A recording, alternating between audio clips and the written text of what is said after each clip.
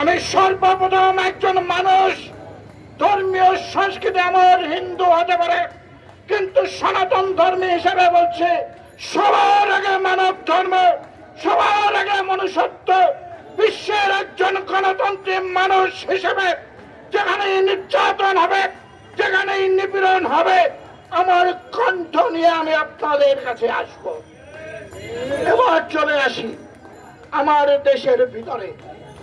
আজ আমার গণ অধিকার পরিষদের সকল নেতৃবৃন্দ খুব সুন্দরভাবে পরিস্ফুটিত করেছে। বর্মার নির্যাতিত মানুষ, ইসলাম ধর্মে দীক্ষিত বিশ্বাসী মুসলমান ভাইদেরকে যেমন আমার দেশের মানুষ তাদেরকে রক্ষার জন্য জায়গা দিয়েছিল, আজ তাদের নিয়ে প্রতিরোধ করে ওই সামরিক জান্তার বিরুদ্ধে প্রতিরোধ করে তাদেরকে মুক্ত করার সময় ছিল এখন। আর এই সময় যদি এটা আমরা করতে না পারি, তবে আগামী দিনে বাংলাদেশের নিরাপত্তা বিঘ্নিত হবে। যেভাবে দেখেছেন ওই বার্মার সামরিক জান্তার নির্দেশিত সেনাবাহিনী, কুলাঙ্গার বাহিনী আমার মুসলমান ভাইদেরকে হত্যা করেছে, আমার দেশের সীমানায় তারা ঠেলে দিয়েছে। আমরা বলেছিলাম আসুন জাতীয় সরকারের মাধ্যমে সকল সমস্যার সমাধান করি, কিন্তু এই সরকার সে পথে হাত বেরোয়নি। এই সরকার কার কাছে গিয়েছে জানেন? কোন খবর আসে পত্রিকায়, কোন খবর আসে ফেসবুকে, কোন খবরের না হওয়ার কারণে তলিয়ে যায়, যেটা আরো বেশি ভয়ঙ্কর। ওই বাবরি মসজিদের জায়গায় রাম মন্দির তৈরি করা হয়েছে, সেখানেই থেমে থাকেনি। সুপ্রিম কোর্ট সিদ্ধান্ত দিলেন ভারতের মাটিতে এটাই শেষ, আর কোন দাবি দেওয়া ভারতের মাটিতে নেওয়া যাবে না। সেই দাবি দেওয়া কি ছিল?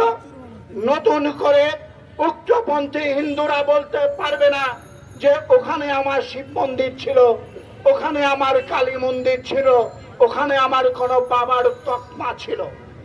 আবার নতুন করে দেখলাম ওখানে নাকি মন্দির ছিল, আবার নাকি মসজিদ ভেঙে দেবে।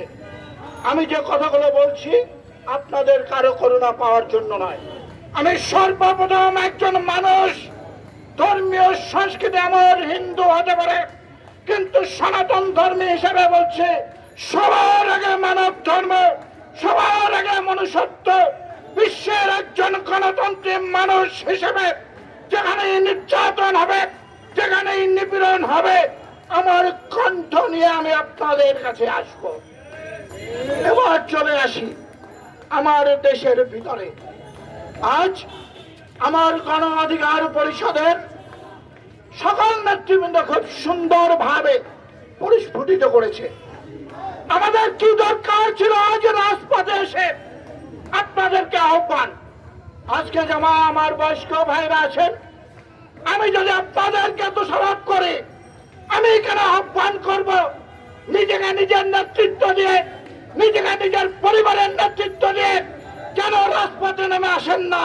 কারণ নির্বাচন নয়, নির্বাচন নয়, এটা হলো ভারত, রাশিয়া আর চায়নার একটা নাটকের মঞ্চস্থ, যেটা হবে 7ই জানুয়ারি। আজকের দেশের স্বাধীনতা থাকবে কি থাকবে না?